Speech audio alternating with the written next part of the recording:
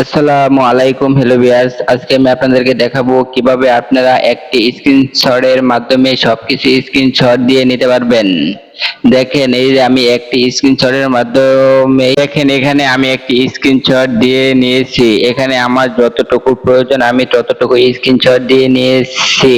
আপনিও পারবেন আপনার মোবাইল দিয়ে একটি স্ক্রিনশটের মাধ্যমে আপনার যতটুকু প্রয়োজন আপনি ততটুকু স্ক্রিনশট দিয়ে নিতে পারবেন। আপনাকে বারে বারে স্ক্রিনশট দেওয়ার কোনো প্রয়োজন নেই।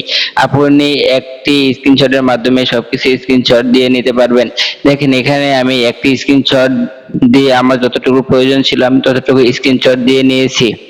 আপনি যেভাবে একটি স্ক্রিনশটের মাধ্যমে সবকিছু স্ক্রিনশট দিয়ে নিবেন, আপনি আপনার যে কোনো ফোনের জায়গা থেকে এরকম ভাবে লং স্ক্রিনশট দিয়ে নিতে পারেন।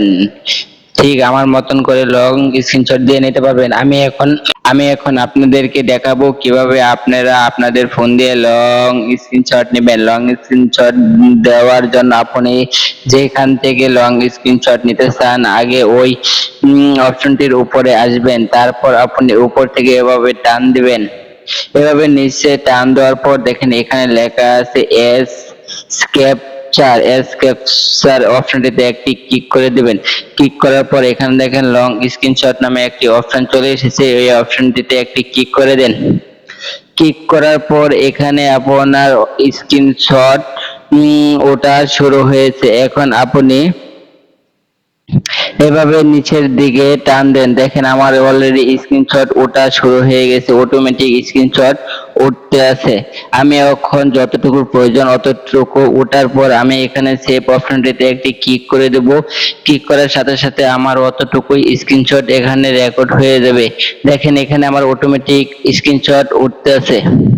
এখন আমি যদি এখানে সেভ অপশনটিতে একটি ক্লিক করে দেই, দেখেন আমার এই স্ক্রিনশটটি সেভ হয়ে গেছে। দেখেন আমি যদি এখন গ্যালারিতে প্রবেশ করি, দেখেন এখান থেকে আমার স্ক্রিনশটটি ওঠা শুরু হয়ে এবং একসাথে অনেকগুলো বিষয় কিন্তু স্ক্রিনশটের মধ্যে সেভ হয়ে গেছে।